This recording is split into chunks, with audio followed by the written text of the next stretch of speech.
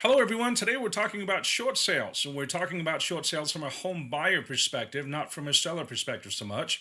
There's a lot of content, a lot of material out there on the internet from real estate professionals on what sellers need to know when it comes to short sales, implications of short selling and so on and so forth. But what does the buyer need to know? What do you as a home buyer need to be prepared for in the event that you go out there and you write an offer to purchase a short sale?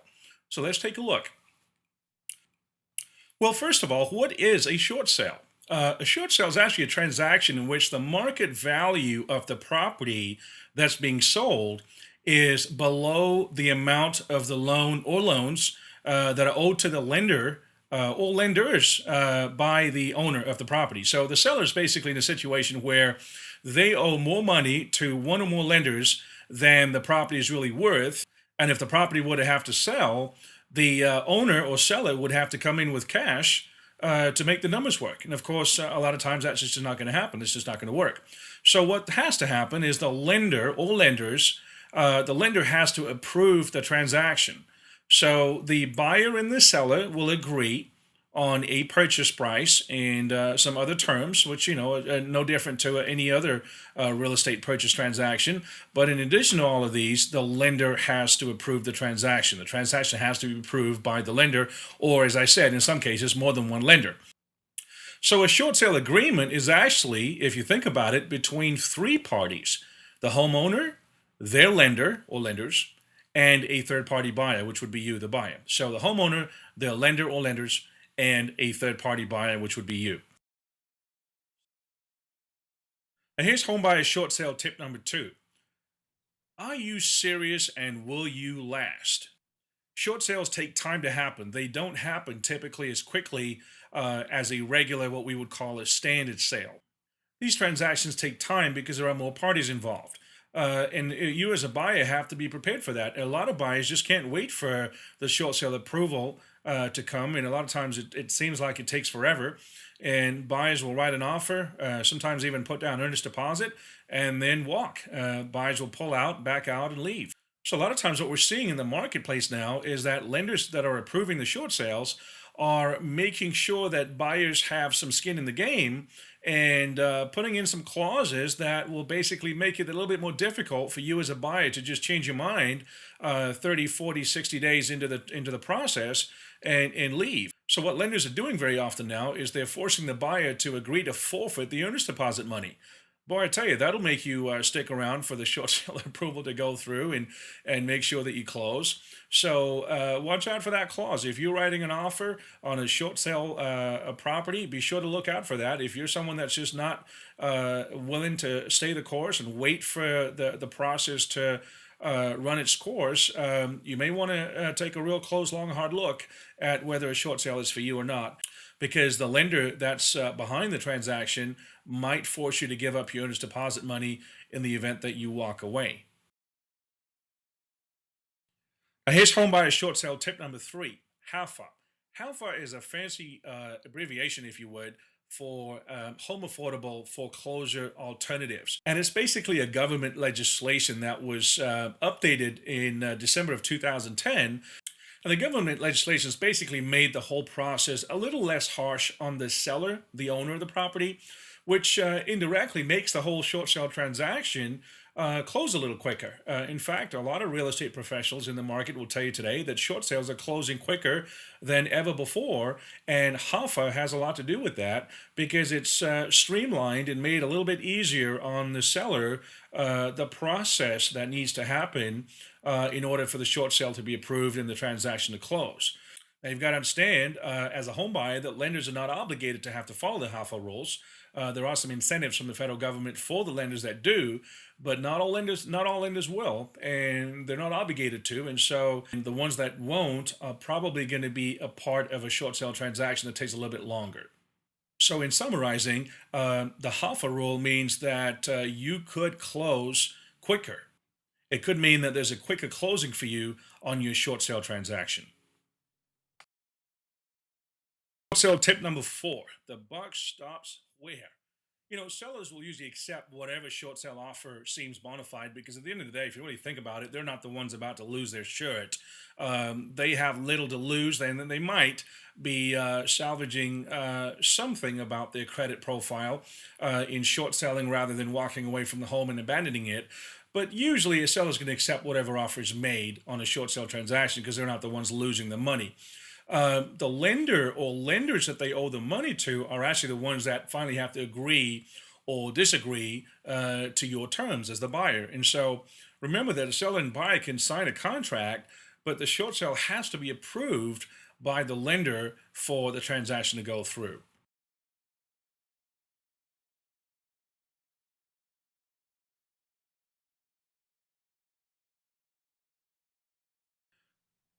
Homebuyer short sale tip number 5: possible delays beyond your control. If the seller doesn't cooperate with their own lender or lenders involving necessary documents like hardship letters explaining their financial problems and financial documents like bank statements, pay stubs, tax returns, retirement account statements, so on and so forth. If the owner of the property doesn't cooperate, the whole process can come to a screeching halt, even if you, the buyer, are well qualified, well able, willing, and ready to close. In some occasions, the lender will likely actually have a checklist of requirements and paperwork required for the short sale process, and it takes a lot of diligence on the part of the owner of the property.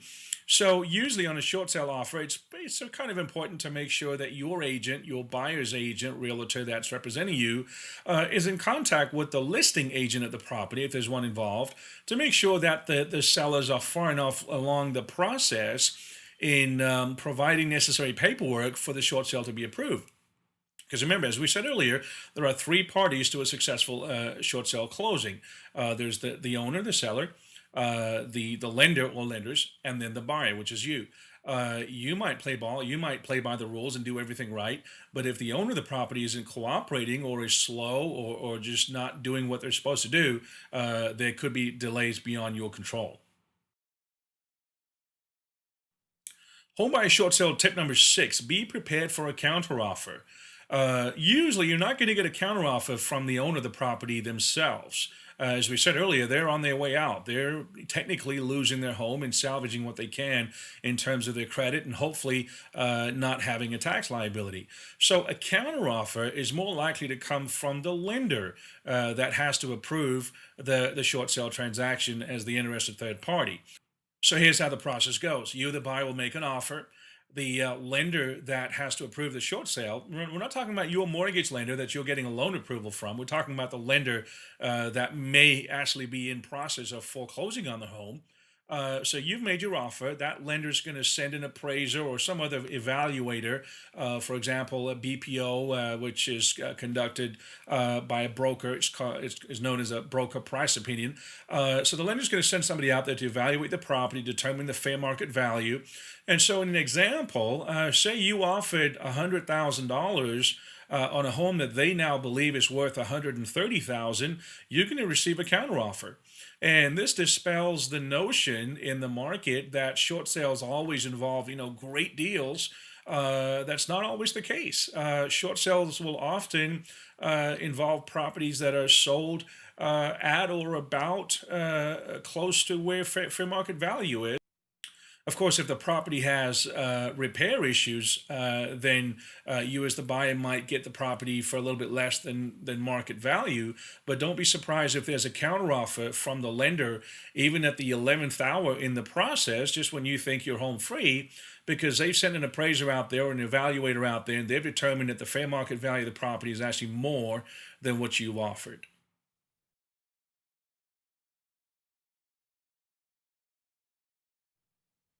Now, here's home buyer short sale tip number 7: multiple offers. Are you prepared? There's a good chance that you're not going to be the only one making an offer on that home that you like so much. Buyers are now increasingly becoming more and more patient. There's a lot more information available on the internet. Buyers are realizing now that it takes a little bit of staying power to come across good deals and stick around for short sale approvals to come through. So a lot of the buyers that in the past were bailing are sticking around, which now in turn means that the lender that's having to approve the short sale is considering more than one offer. And the reason I say this is it's very important that you are aware of what the true market value of the property is. It's not that difficult to figure that out. You can pull your own comparables on any number of internet websites, or you can have your real estate agent pull up a market value comparison for you before you go in with an offer. You need to know what you're willing to pay for the home by checking recent comparables in the area of closed homes, closed sales. It's also important to know that you need to decide before you make an offer how far or how high you're willing to go based on the comparables and the information that you have available at your fingertips. A rule of thumb is to make your first offer your very best offer and also your final offer, and that way you're not caught up in a mental emotional game where you might feel pressured to keep upping, if that's even a word, increasing your offer just because you're hearing from the other end that there are multiple offers raising the price. It's very important that you're armed with data, with accurate information. Don't be swayed by your emotions in the fear of losing out on what might appear to be a good deal just because multiple other offers are coming in and bumping the price up. If you have done your research, with or without your real estate agent and with or without online information, you should feel confident with your first and final offer. Homebuyer short sale tip number 8 has to do with repairs and costs. Now, as we said earlier, many sellers in short sale transactions are actually in financial trouble. They've got stuff going on that's causing them to often fall behind in the payment, which might be the very reason that their home is up for a short sale.